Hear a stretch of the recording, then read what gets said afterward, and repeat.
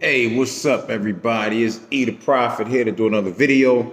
And today, this video is going to be about animals and their consciousness, their awareness, and how they think. Now, if you saw my last video, I talked about how humans had consciousness / mind, and how humans was able to think in their thought process. And in this video, I'm going to talk about how animals think in their thought process. And the reason why I'm going to do that, because if we understand more about how animals think, it'll help us better understand how we think, our consciousness / mind, and our thought process, and so on. So if you saw my last video, I told y'all how our 5 senses allow us to interact with our environment, which sends that information back to our memory and our brain, which allows our brain to form consciousness or awareness from that. Well, it's the same thing for animals. Animals also have senses that allow them to interact with the environment. So that also means that they're going to have a consciousness / mind / awareness. Now, the main difference between animals and humans are that animals have instincts and humans don't. And I'm going to get into that, a little bit more in a few. But I want to talk about the brain for a little bit. And the reason why I'm taking the time to make these videos is so that I can try to give us a new starting off point as to how we look at these things. Because I don't really feel like we're looking at these things in a true scientific way. For instance, we all believe in spirits and souls and all that stuff. See, I don't believe in any of that. I believe that everything about you is a result of the brain. If there's a soul or a spirit, it has to reside in the brain. I believe the brain controls every single thing about us, up to including our mind / consciousness / awareness. So let me say this about a brain as well. I believe the brain is the end all be all of our existence. And the body that surrounds the brain is just a shell. The more complex the shell is, the more you'll be able to use the brain. Do y'all get what I'm saying? The more complex the shell is, the more resources you'll be able to use with your brain. Meaning, humans, we think far above and beyond any other animal. Now, if you think about our anatomy, humans stand upright. Humans have very dexterous hands, very dexterous fingers. Humans are capable of doing things that other animals just are not, even though other animals may have us beat in terms of the senses, like they're animals who are way stronger than humans, can see way better, hear way better, smell way better. But in terms of what our actual capabilities are, our shell is more advanced than any of the other shells for the brains.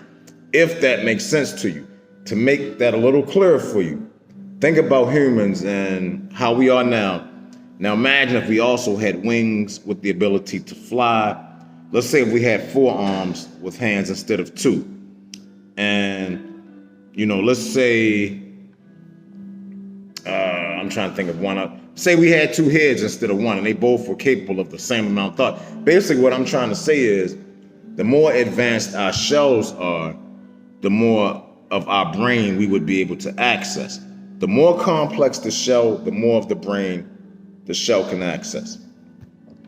Now, there's also a thing called balance in nature.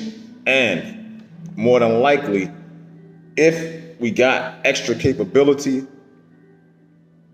in terms of our bodies, we will probably lose something else somewhere. Meaning we might start shrinking up, we might get weaker, because it just seems to be that kind of a balance. Even if you got somebody who can use parts of their brain that others can't, like we'll take an autistic person who can do, these guys can do amazing things with their minds or brains, but they have no social skills whatsoever.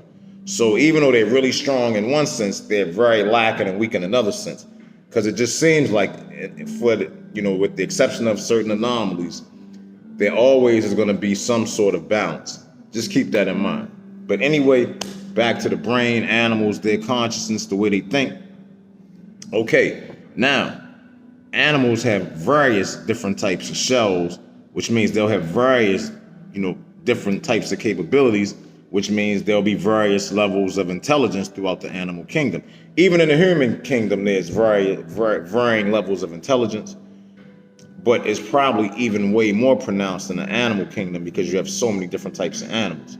So, I'm gonna talk about the animal I'm most familiar with, which is a dog. I'm also familiar with cats, lizards, snakes, whatever, but I've had dogs and cats all my life, and I'm most familiar with dogs.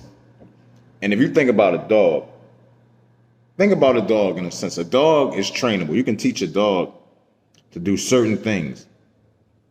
But if you think about it, dogs have very, very short memory. They have a very low amount of memory based on the way I see them behave. Now, of course, you have dogs with more memory than others. Dogs who can learn commands better and, just behave better in general. But dogs in general have a very low memory, which means their mind is probably going to be very low, especially compared to a human. Like a dog is nowhere near our level in terms of thinking. You know what I'm saying? Now, say if you take an elephant. Now, an elephant has a tremendous amount of memory. I know you've heard the saying, elephants never forget. Not only that, elephants are very intelligent. They're very social. Elephants are like probably one of the more intelligent animals on the planet. Now, the thing that will separate them, let's say if they had all of human capabilities, all of human memory, and they could do everything we could do, the difference is still going to be in their physical anatomy and their shell not allowing them to utilize the brain in a way a human would be able to. I'm really hoping that this is making sense to y'all. I really hope it does. I know it will make some sense to some of y'all, but I got a feeling this is going to go over a lot of people's heads, so I'm trying to explain it as simply as I possibly can. Another very intelligent animal would be a pig. Once again, even though they're intelligent in terms of animal standards, they don't have the shell to give them the capabilities that humans would have. And that's the thing that sets humans apart from all animals. Our brain has a shell that has much more capability, which allows the brain to do much more in terms of what it can do with the shell. Which means, like I said, the more complex the shell, the more brain power, to put it simply. The more complex the shell, the more brain power. Most animals have very similar shells anyway, so most of them are probably going to be on very similar levels of thinking anyway. Now, one thing I want to talk about is also very, very important in this discussion, and I kind of talked about it a little bit, in the beginning, our instincts. Now, everybody don't feel the same way about what instincts are. I told y'all I took a class in my last video. My textbook said humans don't have instincts. My instructor disagreed with the textbook and said humans do have instincts. About half the class agreed with the teacher, half the class agreed with the textbook. I myself, I thought about that for years. And I finally came to the conclusion on my own, even though I agreed with the textbook from the jump, and I argued the point the textbook was making, my understanding of it came to be a little different from the textbook, but I still agreed with the textbook because humans do not have instincts. We have evolved. Our brain has evolved to not have instincts, whereas animals do have instincts. Now, if somebody was to say, hey, E, what's your definition of an instinct? I would say an instinct is the ability to act without thinking. That's the simplest way I can put it. The ability to do something without having to think about it. If you think about it, for humans, we have no choice but to think about everything that we do. We can't act without thinking about it because that's the way our brains have evolved. And animals have not evolved in that way. And I'm going to put this in another way. I'm going to give y'all another way to think about what an instinct really is. Okay, now, for human, like I said, we have to think. We have no choice.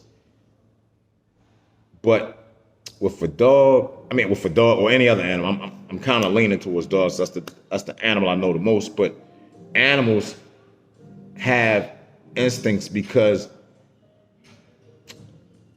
okay, let's go back to the dog. Say if you have a dog, sometimes your dog will do things that make absolutely no sense. No matter what you say to the dog at this point, nothing you say is going to get through to that dog. They're going to do what they're going to do in a moment. Until that moment is past, it's just no way to really get through to them. The reason I feel that happens is because, remember how I said, we don't control the brain. The brain controls us. The brain controls every aspect of us, from everything that goes on inside our body or that shell, all the way up to our awareness and consciousness. The brain controls all of that. Now,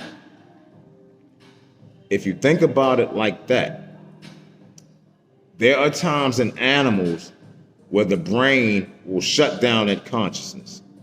The brain will take over that consciousness, meaning the animal is no longer aware at that point and the brain is in control. That is another way to look at an instinct. In fact, let me think about it almost like a computer. Say if you're on your computer and you have a program that starts acting up and you have to go into the task manager to stop the program or shut the program down. That's almost how animals are, in the sense that their brain will shut the consciousness down and the brain will take over. Keep in mind, the brain, we are our brains. Our brain is us. Everything about us is a result of the consciousness that the brain produces. So once you understand that we are the brain and the brain controls everything, in an animals have evolved where the brain still takes over the consciousness. Whereas humans have evolved to a point where the brain doesn't take over our consciousness. We have total control of our awareness and our consciousness, as opposed to animals. So when you see an animal just do something that's totally out the norm, that brain is taking over. The brain is taking over their awareness, their consciousness. That is what an instinct truly is, when the brain takes over. Now, that's one other reason why humans don't have instincts, because the brain doesn't take over for humans. Humans always have full control of their awareness. And I would go so far as to say, if somehow a human did have instincts, if somehow the brain did take over, for the human, then that would mean, I would assume, and this is just all of these are my theories, I would assume that human would suffer from memory loss, multiple personality disorder, or something along the lines of some form of brain malfunction or brain disorder, because, like I said, the brain is not meant to take over for the humans. We because of the shell we have the full controlness of our consciousness / mind.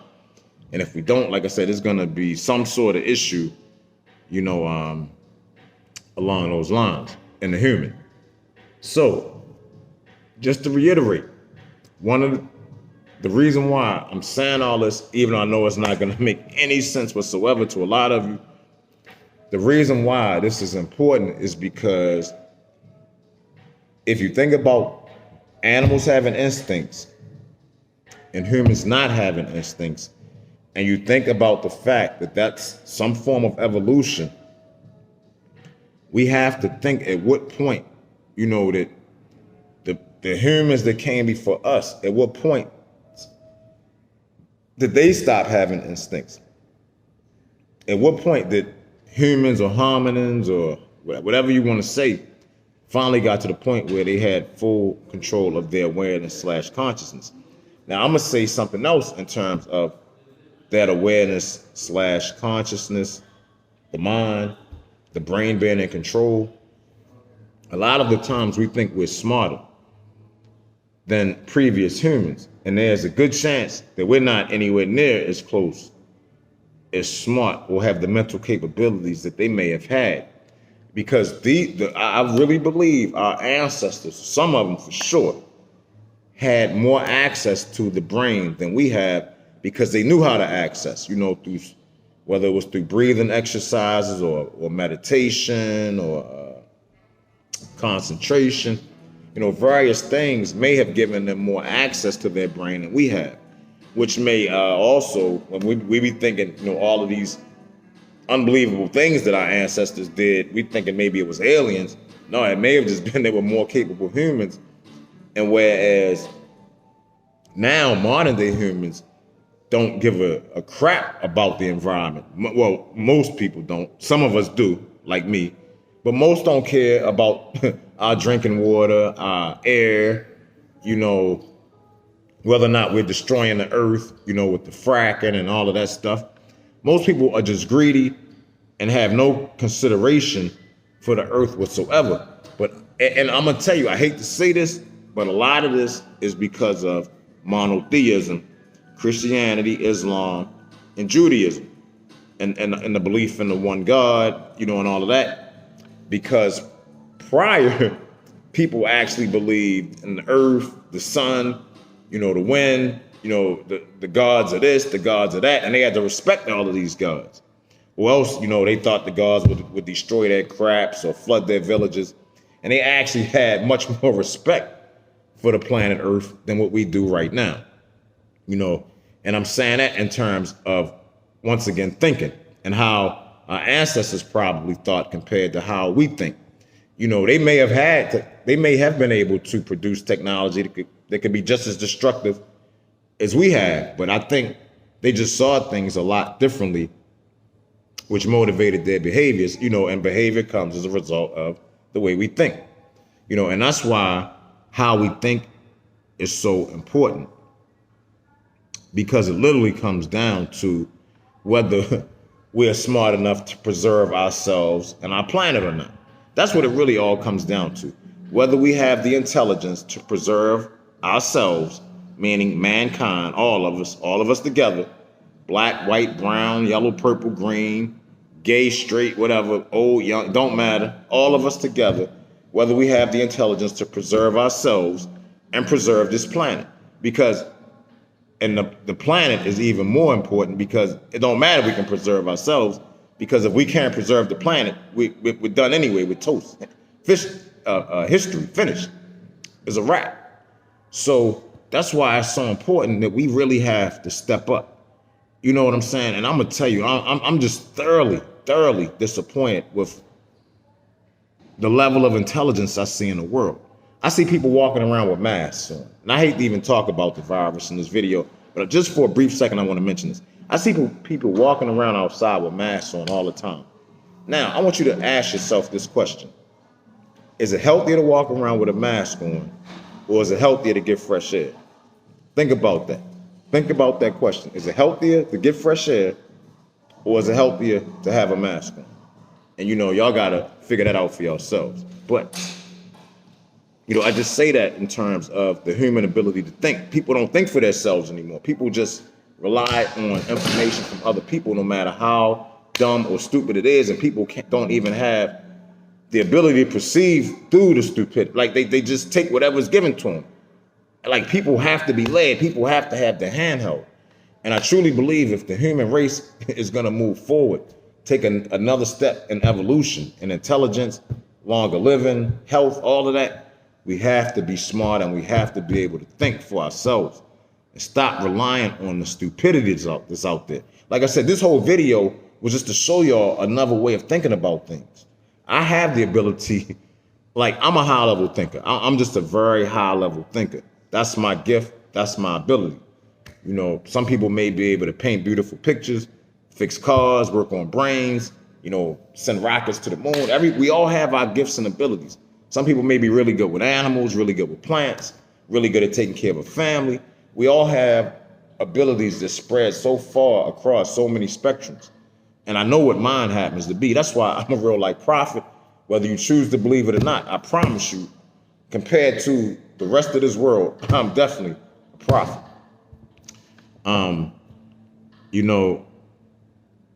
I just want to, the main point of the video really was to show the difference of how shells can affect how the brain is utilized, and the difference between humans and animals and the way we think, primarily the fact that animals have instincts and humans don't. You know what I'm saying? If you have any questions about anything I've said tonight, please hit me up in the comments, ask a question. If you got a better if you see it better than I do and you want to tell me that, that's cool too. You know what I'm saying? Any thoughts you have, by all means, share them with me. You know, I would have really appreciated if y'all do like the video. This was my second video, you know, about thinking and thoughts and consciousness and awareness and what it all means. You know, you probably want to refer back to the video I did before this one. If you don't understand any of that, I go into it in much greater detail in that video. Please subscribe to the channel. I would love for y'all to be part of my family here. Like I said, I try to do videos that nobody else can do. Nobody else can do the videos I do. It just is what it is. Nobody else could do the video that I just did. I promise you. And I guarantee you, you won't see another video talking about this the way I did on YouTube. Out of billions of videos, I promise you, you can't find nobody else talking about what I talk about. That's why I am who I am. You know, but anyway, y'all, like the video, subscribe, share, leave a comment. I'm going to go ahead and end it, y'all. I love y'all. Thank y'all for watching. Everybody stay safe, stay strong, stay healthy. Peace.